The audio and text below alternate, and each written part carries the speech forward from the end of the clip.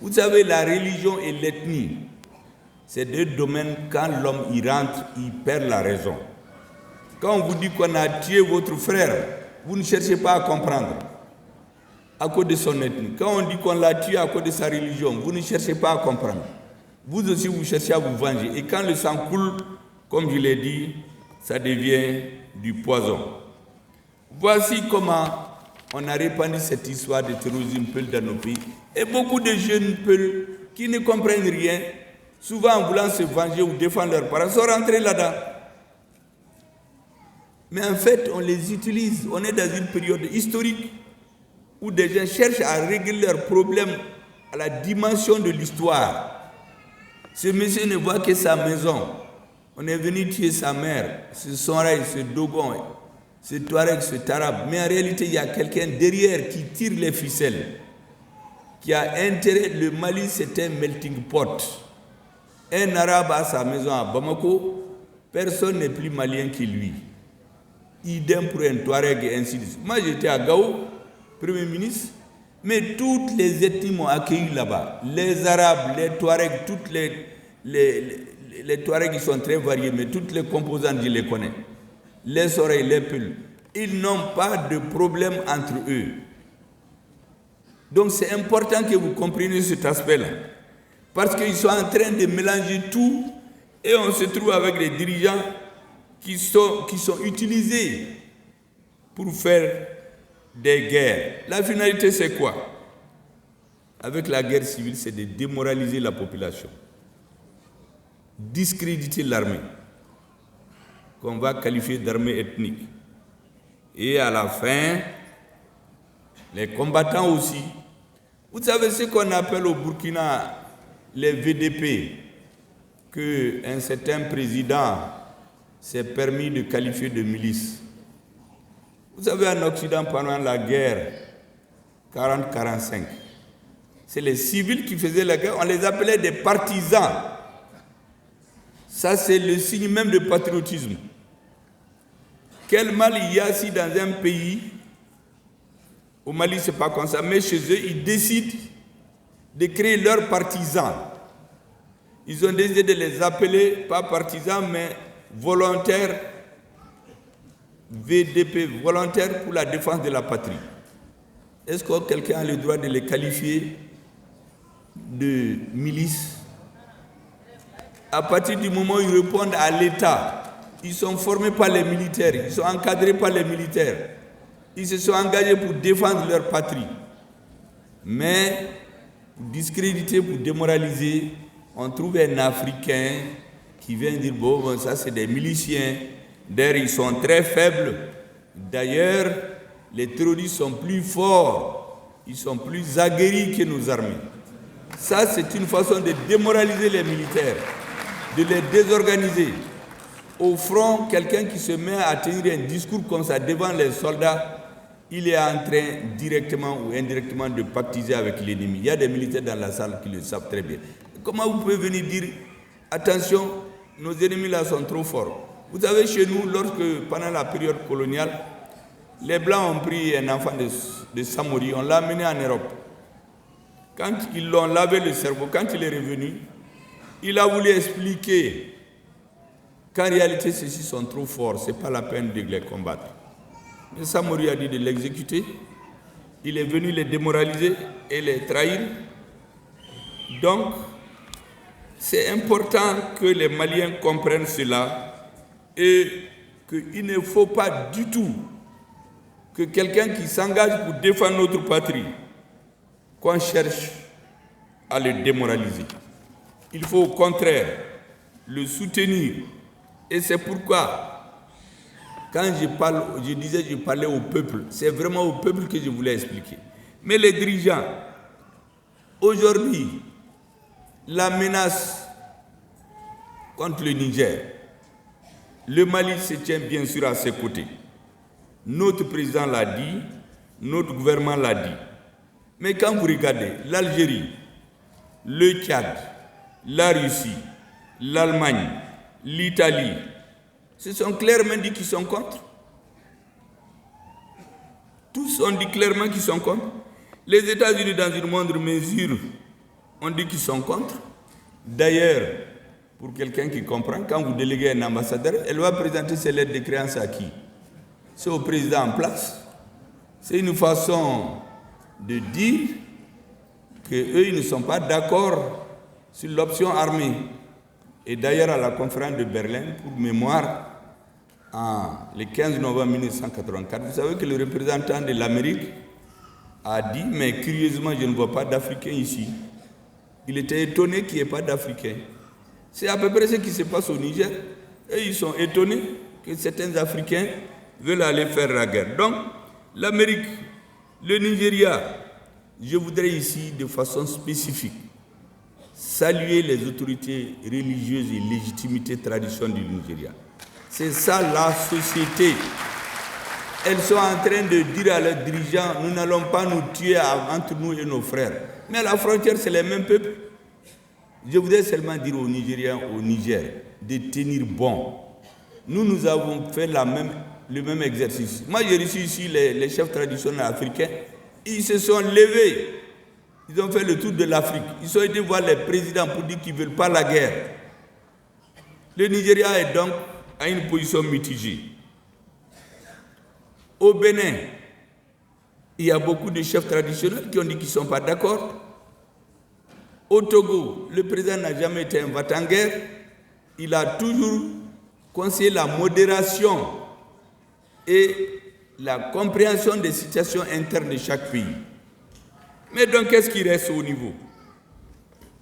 Nous avons justement seulement la Côte d'Ivoire et le Sénégal, dont on parle beaucoup. Mais ce que je voudrais dire, j'ai toujours dit, ne cassez pas la CEDEAO. Ceux-là qui sont derrière, qui tirent les ficelles, leur objectif c'est de casser la CEDEAO. Moi j'étais ministre de l'Industrie et du Commerce, je savais ce qui se passait dans les négociations. Tout était fait pour nous mettre à terre. Donc je voudrais lancer un appel à mon cadet, le président du Sénégal, et à notre doyen, le président de la Côte d'Ivoire.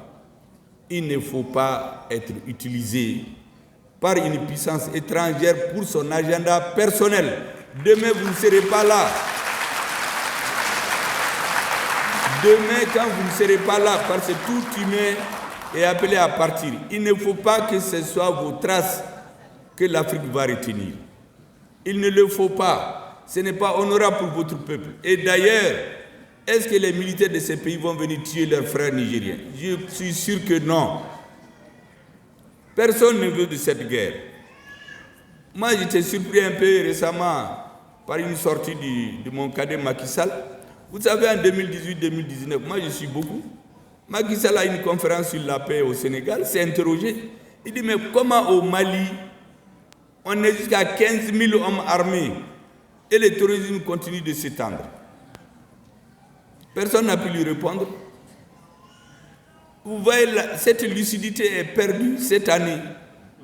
Quand le Mali a demandé à l'administration de partir, c'est le même que j'ai entendu dire, mais comment les Maliens vont s'en sortir si l'administration n'est plus chez eux? Mais il faut apprendre à être cohérent. Vous savez, quand on dirige les pays, on travaille pour l'histoire. Il faut penser à ce qu'on laisse. Il faut penser à son héritage politique. Les doyens, vous faites bannir, les gens disent ce qu'ils veulent de lui. Chacun a son opinion. Moi, je ne rentre pas dans les débats idéologiques, mais je constate seulement que son grand parti, le RDA, ils l'ont fondé au Mali. Mais plus, vous savez, à la veille de ce qu'on appelle la démocratisation, vous faites bannir à dire aux Européens, il les a mis en garde, qu'ils sont en train d'exploiter l'Afrique, mais qu'un jour viendra, dans 40 ans, dans 50 ans, on est aujourd'hui peut-être à 50 ans, que les Africains n'accepteront plus ce que les Européens sont en train de faire. C'est vous faites qui a dit ça devant des Européens. Et vous faites leur a dit qu'un jour viendra où on discutera non de l'acier, non du prix des minerais de fer avec les Africains, mais du prix de l'acier. C'est très important. Dans tous nos pays, quand vous fouillez dans l'histoire, vous trouvez que les Africains se sont révoltés contre l'injustice. Maintenant, nous avons des nouveaux dirigeants. La jeunesse ne veut plus ce qui s'est passé par le passé. Elle n'en veut plus. Il faut changer de paradigme. Il faut que le prix du cacao soit fixé à Abidjan, au Ghana désormais, et non à Londres ou à Paris. Il faut que le prix de l'or soit fixé au Mali, en Afrique du Sud, et non à Londres ou à Paris. Il faut que le prix du cobalt et des matières rares se fixe au Congo, et non à Paris ou à Londres ou à Bruxelles. C'est pour ça que nous nous battons. Je dis donc aux Nigériens pour terminer, tenez bon, vous n'êtes pas seuls. Toute l'Afrique regarde aujourd'hui le Mali, le Niger, le Burkina Faso et d'autres pays. Je comprends que pour des questions de sécurité, nos amis européens vont dire à tel ou tel chef d'État, attention, il ne faut pas que ça prospère au Niger, sinon ça serait votre tour. Mais ça, c'est une façon non historique de voir la situation. Un président qui travaille bien, il s'entend avec son armée, il n'y aura pas de problème. Mais un président qui vient dire à son armée de baisser les armes, parce que les terroristes sont plus forts que lui. On appelle les gens pour vous aider, le terrorisme s'étend.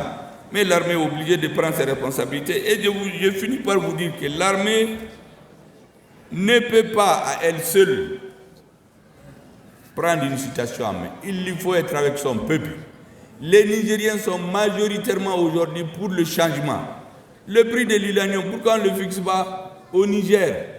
Au lieu de prendre seulement l'uranium au partir. La Guinée, c'est un scandale géologique. Pourquoi on ne fixe pas le prix des matières premières là-bas? On vient seulement prendre dans des bateaux et aller le fixer ailleurs. Nous n'en voulons plus. Donc vous êtes nos ambassadeurs. Dites aux Africains, nous ne sommes contre personne. On n'est pas contre les Français, on n'est pas contre les Américains. Nous avons des amis, nous avons des citoyens maliens qui ont la double nationalité. Ce que nous voulons, qu'on nous traite d'égal à égal, qu'on nous respecte et rester conforme aux trois principes que notre président Assimi Goïta a dit. Pour conclure, mesdames et messieurs, j'invite l'ensemble de nos compatriotes de l'extérieur à la cohésion, à l'unité et à l'entente où vous êtes et au respect des lois et coutumes des pays d'accueil. C'est important que vous vous unissiez, parce que chaque fois qu'on crée une association de Maliens, il y en a qui se créent pour se faire la guerre. Vraiment, retrouvez-vous pour vous entendre. Hier, j'ai parlé avec le ministre chargé des Maliens établis à l'extérieur. Il a dit, faites tout pour que les Maliens puissent s'entendre. Nous n'avons rien dans la division. Les Maliens, même s'ils sont deux, c'est des Maliens. Il faut les écouter.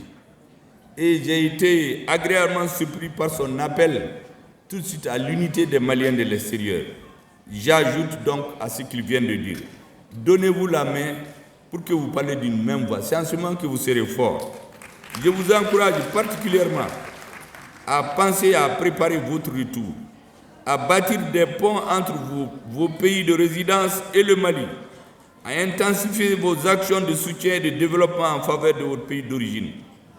Mesdames et messieurs, vous savez, j'ai beaucoup voyagé en tant que ministre de l'Industrie et du Commerce. Il y a un Américain ici qui m'a accueilli dans sa ville en 2006. Je suis même citoyen d'honneur, je ne sais même pas dans quelle valise j'ai ma carte de citoyenneté. Je suis citoyen d'honneur de sa ville. Il m'a accompagné comme s'il était à Bamako.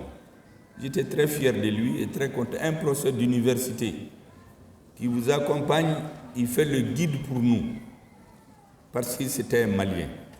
Ça, ce n'était pas fréquent. Il est assis dans la salle, il joue le modeste. Moi aussi, je ne le regarde même pas. En vous souhaitant donc, il s'appelle Diola Bagayogo, en souhaitant plein succès aux travaux, je déclare ouvert les états généraux des Maliens de l'immigration et du cadre de concertation avec les Maliens de l'extérieur. Que Dieu bénisse le Mali et préserve notre cher pays. Je vous remercie pour votre aimable attention.